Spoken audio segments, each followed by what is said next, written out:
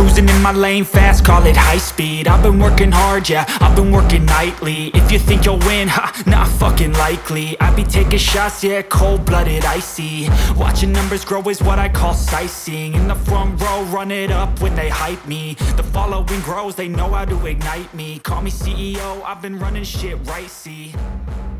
And I ain't playing games, I create my own lane, making pleasure out of.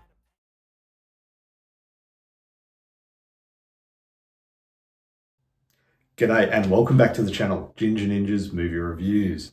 I am the Ginger Ninja and these are my movie reviews. Now, if you're new to my channel, thank you very much for tuning in, stopping by and checking it out. We're actually at the end of the Prophecy franchise. That's right, we are wrapping it up with The Prophecy Forsaken, which came out in 2005. Now, before we dive into that, I do want to say a big thank you to all my new and existing subscribers. Thank you very much for tuning in and checking this out as we dive through this franchise, which has definitely had its ups and downs. So let's get into this one, right? Now, like I said, came out in 2005, and this was actually filmed back-to-back with The Prophecy Uprising. So yeah, split the money between the two films, I guess, and it shows. Directed by Joel Soisson, the film stars John Light, returning from the previous film, and Kariwuhrer, who also returned from the previous film. We've also got Jasonsctottlee, Jason London, in a slight cameo role, I guess you could call it, and Tonytodd, one of my all-time favorite genre actors, you know, or just actors in general, because whatever I've seen him in, he's done a bang-up job. You know, I think one of the first films I saw him in, you know, or the first standout role I saw him was Night of the Living Dead 1990, the remake of Night of the Living Dead, and he was fantastic as Ben in that, and he's continued, each film he's been in, he's stood out, you know, no matter what he's in, fantastic, and including in this, again, a standout role. But let's look at the, let's get into that a bit later, shall we? If you haven't already, please do hit that thumbs up button, it'd be much appreciated, and it'll help with that whole YouTube algorithm. Now, the plot. And this is directly from IMDb, and as I've said, IMDb is very hit and miss when it comes to their plot. So, young Allison continues to run from Satan's evil angels while hanging on to an ancient lexicon that foretells the identity of the Antichrist, joined by a hitman who has a change of heart and comes to her aid.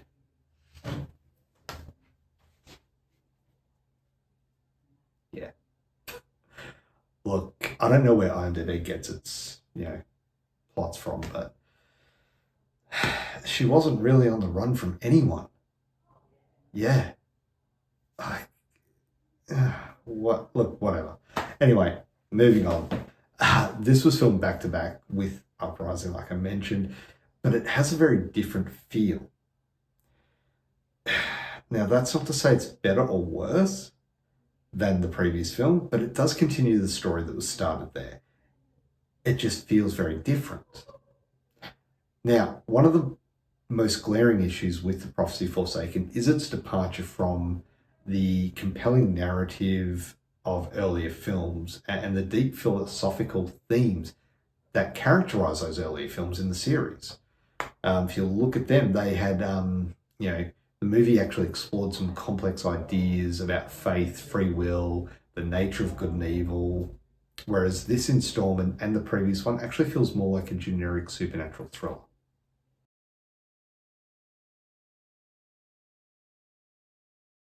Okay, so let's delve into the cast, and look, these are all really good actors, so this is nothing against them.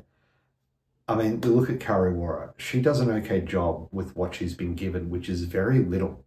She does come across as a more stable version of her character from the previous installment, taking on the role of the protector of the lexicon, but while there are some improvements to the character, overall her motivation and struggles feel very superficial, and she lacks the depth necessary to carry the film, and then all of a sudden, she's a Nephilim. Now, a Nephilim was introduced in the third film. Now she's a different one. Like, what the actual fuck? Where did this come from? I don't know. But yeah, and so that aspect is completely, it's just all of a sudden it's tacked on at the end. You know, it was extremely frustrating. I'll touch on that a little bit later. John Light is back as Lucifer, and it's a good performance. He's got a steely gaze and a very menacing yet not an evil performance. Jasonsctottlee was woefully underused in this. And I'll touch on why a bit later, but he's a very talented actor and he's hindered by a lack of substance and exploration of his character. Tonytodd, he's still good. Look, in anything he does, his voice, his tone, they really make the character feel like he is willing to do anything to complete his holy mission. But the one thing about the franchise is that these talented actors they have in each movie, without a doubt, they have a fantastic, phenomenal cast through the entire franchise. You look at it, first three films had, you've got Christopher Walken, Elias Koteas, Virginia Madsen, Viggo Mortensen, Eric Stoltz, and that's just the first film. If you look at the second and the third films, again, Christopher Walken's through all of them, but the second one has Brittany Murphy, Jennifer Beals, you name it. There are fantastic actors through the entire series. However, all these talented actors are given so little to work with that they fall short in giving us an exceptional performance.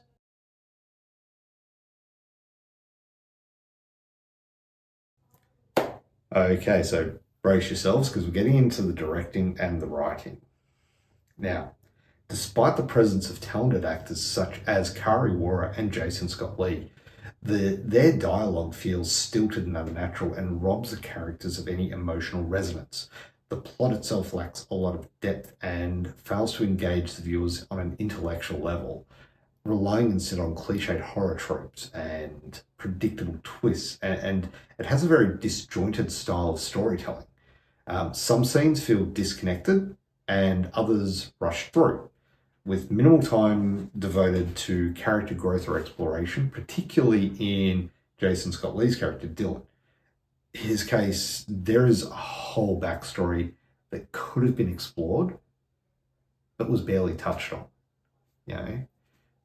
The directing was, it was okay. There was really nothing too extraordinary about it. It was just there. The cinematography was bland and disinteresting, really.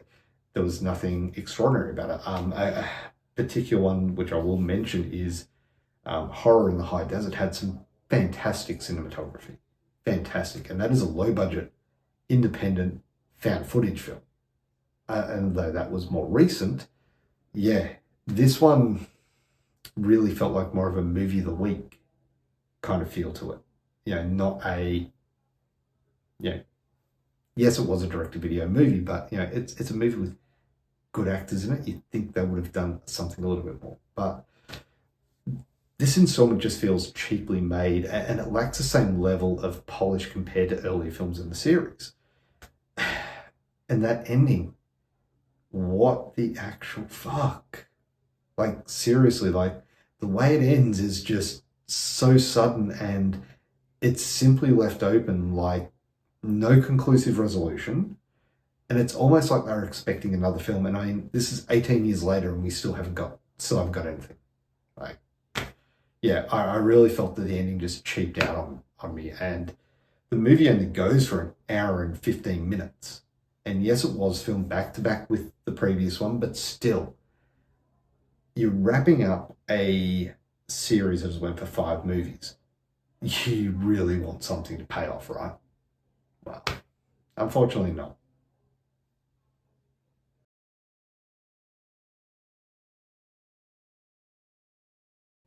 Okay, so special effects, and well, they just appear dated and unconvincing.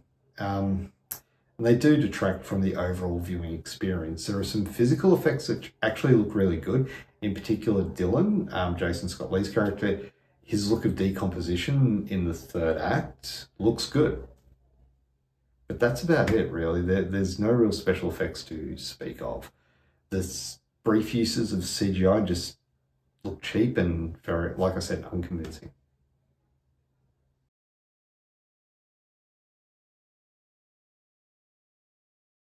Rewatchability.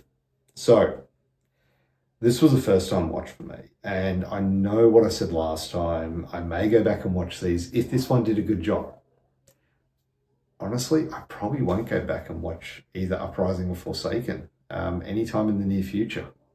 Comparing these to the first three is like chalk and cheese. Sure, the first three had their issues, but they had a lot more depth to them. They had more substance and made them stand apart from these ones a lot. This is a very forgettable film that squanders its potential at every turn. From its derivative plot to its lackluster effects and its wasted performances, there's very few redeeming qualities to justify a rewatch of this film.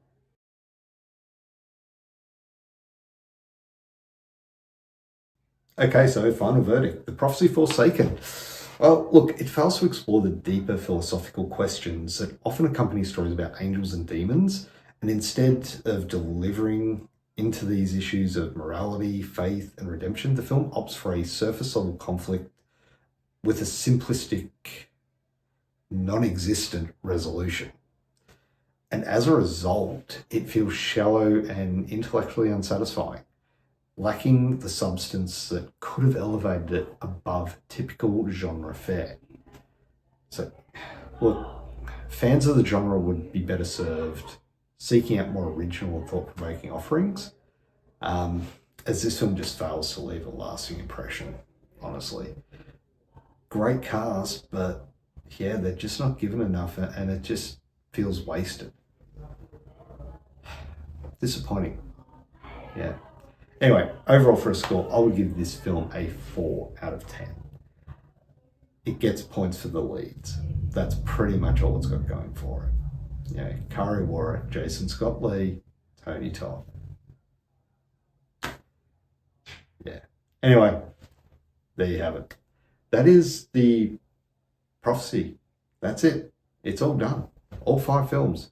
I actually had someone say there's 5 of them. Yeah, there is. But after watching this one, I can see why people are not aware of at least 4 and 5. Because they are just poor, pale additions to the franchise. It started out so good. It had so much potential and just squandered along the way. Anyway, I do have a new franchise coming up, and I put a poll up on my community tab between Hellraiser and Wrong Turn, and Wrong Turn won. So next week we'll be delving into the depths of hillbilly country, and we'll be looking at the Wrong Turn films, 1 through to 6. I will not be doing the recent reboot, remake, whatever you call it.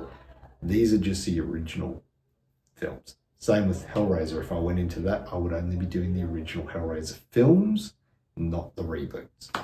If I do Texas Chainsaw Massacre, which technically each film's kind of a direct sequel to the original, so they're not a franchise, but still, I wouldn't actually be doing any of the reboots.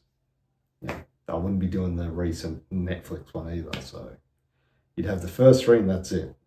Anyway, I will be putting up more polls, things like that, so keep an eye out for them, because that will actually let me know what you guys want to see me review. If you've got any suggestions of what you'd want to see me review, leave them down in the comments below. And if you have seen the Prophecy films, particularly this one, let me know what you thought of it. I am interested to hear people that have seen this film. Like, am I being too harsh on it? Is my judgment clouded by the previous 3 films, which I really enjoyed? Who knows? But yeah, anyway, don't forget, please do leave a thumbs up, be much appreciated. Also, subscribing to my channel is always appreciated. And if you hit that notification bell, you'll be notified every time I do release a new review. Obviously, I've got my Franchise Fridays, doing Wrong Turn next. You don't want to miss that. And I've got my Trashy Tuesdays and my 60-second reviews. I'll also be doing some more watch-alongs. I'll be doing some live streams coming up, and hopefully I'll have that, like I said, giveaway done. Hopefully by the time this is released, I'll have that giveaway announced anyway. So anyway, I'm blathering on. I'm going to let you go. Thank you very much for watching. Have a great day. Bye.